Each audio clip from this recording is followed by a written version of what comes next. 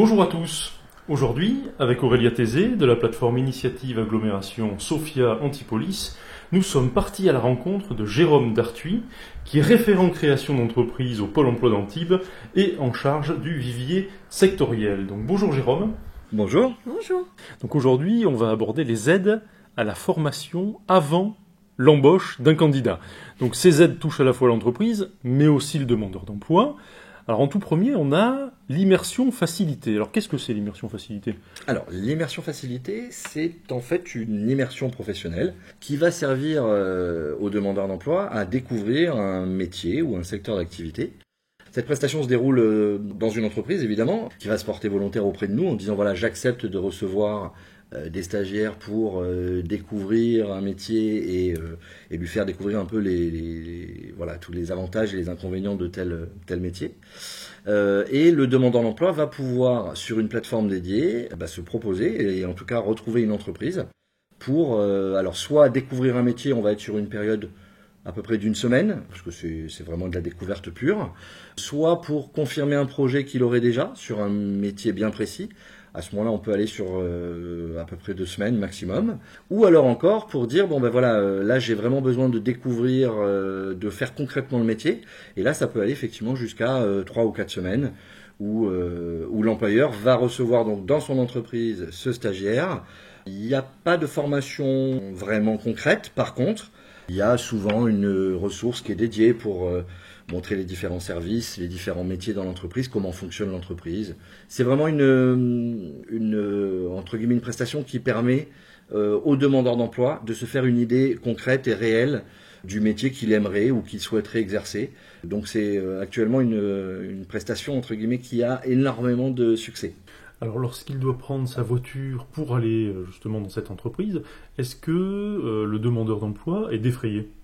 Non, simplement pour des problèmes évidemment d'assurance et de sécurité, cette plateforme qui est autonome va nous prévenir, hein, nous en tant que conseiller à l'emploi, on va être prévenu qu'un de nos demandeurs d'emploi va effectuer une immersion de telle date à telle date dans telle entreprise. À l'issue de cette période, l'entreprise va nous renvoyer une synthèse pour nous dire voilà ce qu'il pense du candidat. Est-ce que le candidat effectivement a des chances d'évoluer vers ce métier-là ? Est-ce qu'il a déjà des compétences de base pour l'exercer ? Qu'est-ce qui lui manquerait éventuellement pour y arriver ? Et pendant cette période-là, le demandeur d'emploi reste demandeur d'emploi, il continue à être indemnisé, et l'employeur, lui, n'a pas de défraiement par rapport à ça. C'est juste que ça lui permet d'avoir un candidat éventuel qui vient découvrir le métier et l'entreprise pour peut-être plus tard une future embauche. Donc si par exemple le candidat qui a fait son immersion pendant un temps, pendant les 3 semaines, souhaite démarrer dans une entreprise, est-ce que moi en tant qu'employeur j'ai des mesures d'aide à l'embauche ? Effectivement, lorsque l'employeur nous fait savoir qu'il a un besoin de recrutement, là effectivement on a 2 mesures principales actuellement, qui sont en premier donc l'AFPR, qui est une action de formation préalable à un recrutement, où là l'employeur va nous dire ben voilà, moi j'ai tel poste à pourvoir, je pense avoir trouvé le candidat qui m'intéresse, par contre il lui manque certaines compétences ou il y a des choses sur lesquelles j'aimerais le former, il ne sera pas encore totalement opérationnel, j'ai besoin de le former, soit dans mon entreprise, soit dans un organisme de formation extérieur, pour être sûr que lorsque je vais lui proposer le contrat, il soit opérationnel tout de suite. Pour rebondir sur le contrat, c'est quel type de contrats qui sont proposés ? Alors, dans cette mesure-là, l'employeur s'engage à faire au minimum un CDD de 6 mois. Donc, il faut savoir que cette mesure, c'est une mesure tripartite, où il y a l'employeur qui s'engage, Pôle emploi à travers notre service entreprise, et bien sûr le demandeur d'emploi qui, lui aussi, s'engage. Donc là, l'employeur et le service entreprise négocient un temps de formation à travers des heures qui vont être dédiées. Je le répète, soit en entreprise, soit dans un organisme de formation, avec pour l'employeur un défraiement de ces heures-là, alors avec des taux différents si ça se déroule en entreprise ou dans un organisme extérieur. Ça permet aussi du coup aux demandeurs d'emploi de rester inscrits et d'être indemnisés par Pôle emploi tout le temps de la formation. Et à l'issue de cette formation, il lui est garanti un contrat d'au minimum 6 mois en CDD, parce que l'employeur, du coup, aura, entre guillemets, formé à ces procédures en interne, et du coup, ça permet à l'employeur d'avoir un salarié qui soit opérationnel tout de suite. C'est destiné à tout type d'entreprise? Là, ça concerne uniquement le secteur privé et les employeurs particuliers. Les employeurs publics ne sont pas concernés par cette mesure. Est-ce que c'est facile de demander cette aide? Pour l'employeur, c'est très simple. Il suffit en fait de prendre contact avec le service entreprise de l'agence Pôle emploi dont il dépend, qu'il ait un candidat ou pas, parce que après on peut toujours aussi diffuser une offre pour lui trouver les candidats qui pourraient être intéressés. Cette mesure peut se mettre en place assez rapidement et elle est plutôt plébiscitée par tout le monde puisque ça rassure le demandeur d'emploi qui se dit bon, même si j'ai pas toutes les compétences, je vais être formé au métier dans l'entreprise. Ça rassure l'employeur qui ne se rajoute pas de masse salariale pendant le temps où le demandeur d'emploi est en formation. Et il sait que lorsque le contrat va démarrer, il aura quelqu'un d'opérationnel tout de suite. Et ça nous permet aussi à nous, à Pôle emploi, justement de mettre en relation un demandeur d'emploi qui recherche et à qui il manquerait quelques compétences et un employeur à qui on va pouvoir compléter le besoin. Si je suis employeur, en tous les cas chef d'entreprise avec un poste à pourvoir, comment je contacte Pôle emploi pour avoir ces aides? Il y a une ligne entreprise directe, un numéro de téléphone tout simplement, de la ligne entreprise directe dans chaque agence du département des Alpes-Maritimes.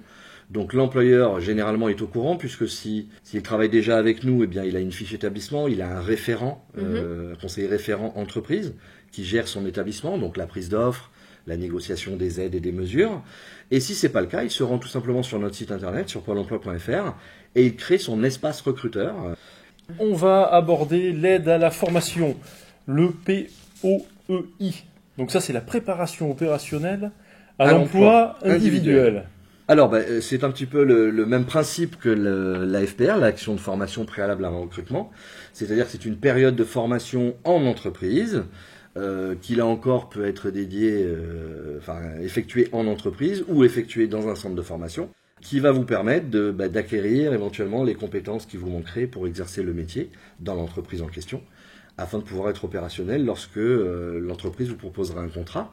Et là, l'entreprise s'engage au minimum sur un CDD de 12 mois et la plupart du temps sur un CDI. Là encore, l'employeur est défrayé s'il met une ressource à disposition ou si la formation se déroule en externe. Et puis là encore, c'est un dispositif qui va permettre de rassurer un peu toutes les parties et le demandeur d'emploi qui va pouvoir avoir le temps de se former et de se sentir à l'aise avant de démarrer son contrat de travail. Et l'employeur pour être sûr que lorsque le contrat de travail va vraiment démarrer, il a un salarié qui sera opérationnel et rentable tout de suite. Et donc ça concerne quel type d'entreprise? Alors là encore, c'est uniquement le secteur privé, secteur marchand, avec aussi les particuliers employeurs, effectivement, pas le secteur public. Et à l'issue de ce contrat, est-ce qu'il y a des aides pour l'employeur? Le temps de formation, il n'a pas à gérer, entre guillemets, le demandeur d'emploi, puisque le demandeur d'emploi reste inscrit, reste indemnisé par nos soins quand il a des droits.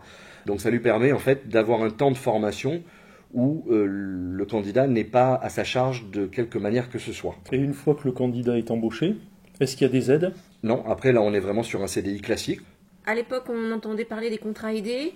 Là, maintenant, il y a des nouvelles formes de contrats qui permettent à nouveau des aides. Donc, est-ce que vous pouvez nous parler notamment des PEC? Alors, effectivement, ces contrats aidés, ils ont un petit peu évolué, mais ils existent toujours. On a tout d'abord le PEC, donc qui est le parcours emploi-compétences, qui, lui, est réservé à ce qu'on appelle, nous, le secteur non marchand, donc les employeurs du public, les associations. Donc ça, c'est un contrat de travail, qui est généralement un CDD de 12 mois. Qui est plutôt du temps partiel, on va être plutôt autour de 20 à 26 heures semaine.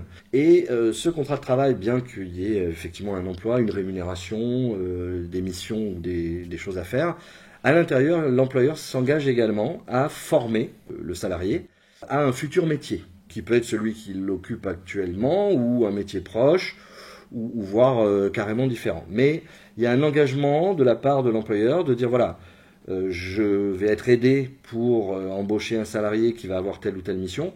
En échange, je vais le former pour qu'il soit opérationnel à la sortie de ce contrat sur tel ou tel métier. Et ça, c'est pour quel type de public?